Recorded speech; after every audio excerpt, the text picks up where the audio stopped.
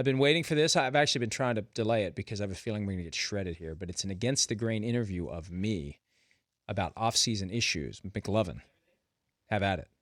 All right, Mike. These are going to be tough. Let's start with, will the 49ers extend Colin Kaepernick, and at what figure? Oh, I think they will. He's going to want to be paid. I think that performance in the NFC Championship game maybe humbles him a little bit. I think it's going to be in the neighborhood of $15 to $16 million a year. I think they're going to get it done this offseason. He could try to play it out. He could try to force the 49ers to use the franchise tag, but you've got that injury risk. Once you sign the long-term contract, the injury risk shifts to the team. $15 to $16 million a year. I think they get it done with Kaepernick at some point before the regular season begins. Same question, Cam Newton. Cam Newton was the first guy who was taken first in the draft who didn't get the big windfall. In 2011, the rookie wage scale came in. He would have gotten $75 million. He got $25 million. And the whole theory of the rookie wage scale was we don't want guys who would have been busts to take a bunch of money out of the system. Jamarcus Russell, Ryan Leaf, etc. If I'm Cam Newton, I say, I'm not a bust. I'm a great quarterback. I want now what I should have gotten 3 years ago. Give me that $50 million plus. I want my contract now. I think his agent, Buzz Cook, is going to push hard to get Cam Newton paid. Andy Dalton, same situation. If I'm the Cincinnati Bengals, I say, Andy, I still got to see what you have. You got us to the playoffs 3 straight years. You haven't won a playoff game. The Bengals aren't exactly, the kind of team that's going to go out and make a huge splash financially. Anyway, that's the most diplomatic way I can say they're cheap. They're not as cheap as they used to be, but they're not going to go out and throw a bunch of money. They're going to pay AJ Green, but they're not going to pay Andy Dalton yet, Paulie. How much is Andy Dalton worth? I don't know, because I don't know what Andy Dalton really is. He's not a franchise quarterback. He's not a bust. Did he lose a lot of money? Did he lose a lot of money a couple weeks ago in that performance? I think he lost a ton of money. And where he really lost his money was the year before against the Texans in the wild card round in Houston when A.J. Green was wide open and he missed him. But you also said earlier teams are paranoid about losing or giving up a franchise quarterback and always trying to get one. Do you think the Bengals will be paranoid to let him go? They would be paranoid to let him go because what could he become with someone else? That would be the concern. And that's what you have to ask yourself. I think that's why the Bears gave Jay Cutler all that money. If Jay Cutler's not your quarterback, who's your quarterback going to be? Well, why not lowball Dalton and say make an offer of $8 million? He says no, which I assume he would, just to try. Is that what teams do? Well, that's a smart play if you can get him before he becomes the star. And in hindsight, the Ravens would have been very wise to do that with Joe Flacco. If they had done that in the summer of 2012, they wouldn't have been backed into a corner paying him more than $20 million a year, which most people would say was too much based on how he played in 2013. Okay, next question. What happens to free agent Jimmy Graham? Well, this is going to get interesting because he plays tight end for the Saints. His contract has expired. He's pushed it all the way to the limit, and now the Saints are going to use the franchise tag, and they're going to classify him as a tight end. We've seen this fight a couple of times over the last few years. It started with Jermichael Finley of the Packers 2 years ago.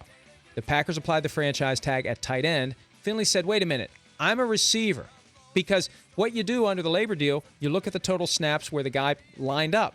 And if you line up in the slot or you line up wide, you're a receiver. If you line up tight to the tackle, you're a tight end. Finley made the argument, I'm a receiver, not a tight end. They worked it out. They did a 2-year deal. He's going to be a free agent again this year. For Jimmy Graham, the Saints are going to say you're a tight end. He's going to say I'm a receiver. It's going to go to arbitration, and there's a $4.5 million number hanging in the balance. $4.5 million more if you're a receiver, Paulie. Jimmy Graham, tight end. He's 27 years old. He averages 90 catches a year. If you took away quarterbacks, is he a top 5 player in the whole league? I don't know that he's top 5. I'd say he's top 10. Is there a tight end better? A healthy tight end that's better? Healthy? Well, if Rob Gronkowski is healthy, he's better, but he's not healthy, and he can't stay healthy. And Rob Gronkowski got his big contract after 2 years. Aaron Hernandez got his big contract after 2 years. Those guys were all drafted the same year as Jimmy Graham. Jimmy Graham has been a good soldier. He's kept his mouth shut, but you can see he's starting to get frustrated. He does not want to be tagged, and he definitely doesn't want the tight end tag. McLovin. All they have to do is scour the college basketball ranks to find 2 more, Jimmy Graham, Julius Thomas. All right, next question. Will Patrick Peterson become the highest paid defensive player in the NFL this offseason? He is the defensive back with the Arizona Cardinals. I don't know that he'll be the highest paid defensive player in the NFL. I think Richard Sherman may end up with that number, but Patrick Peterson, who a lot of people think is better than Richard Sherman, he just doesn't get the attention. Deion Sanders said last week that it's Patrick Peterson that reminds Dion of Dion, not Richard Sherman. But Peterson, great kick returner. They don't use him as much in that role because of the exposure to injury. But Peterson is going to want to get paid. He was the 5th overall pick that same year as Cam Newton, the first year of the rookie wage scale. He didn't get his money then. He's going to want his money now. So you're saying Sherman might get more than Earl Thomas in Seattle? I think Sherman may end up getting more than Earl Thomas. Okay, let's move on to another player who has a year left. Des Bryant and the Cowboys, do they talk extension this offseason? Well, he's got 1 year left. He was a first-round pick in 2010, and he's not helping himself by saying publicly, I'm never going to leave the Cowboys. I don't want to leave the Cowboys. I'm going to be a Cowboy for life. That doesn't help him. Not that he should be out there saying, I want to go play for someone else.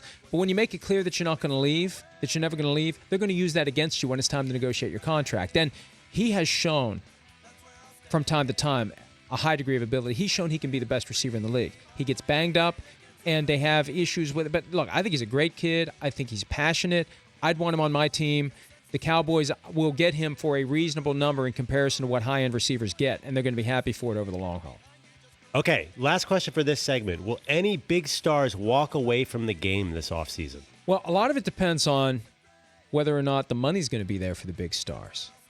I mean, we could see Troy Polamalu get cut by the Steelers and no one else want to pay him what he thinks he's worth. Remember Marvin Harrison 5 years ago? I think it'll be 6 years now since he was up for the Hall of Fame. The Colts cut him at a time when he was going to make $9 million, which was a ridiculous salary 6 years ago for a receiver. No one else wanted to pay him. No one else wanted to pay him what he wanted, and he just walked away. He still could have played. He just walked away. We could see Troy Polamalu do it. Ed Reed's a free agent again. If no one offers him more than the veteran minimum, he may decide to walk away even though he says he still wants to play, McLovin. Well, we're going to have to wrap this Against the Grain segment. Against the Grain is supposed to be slightly nonsensical, off the board.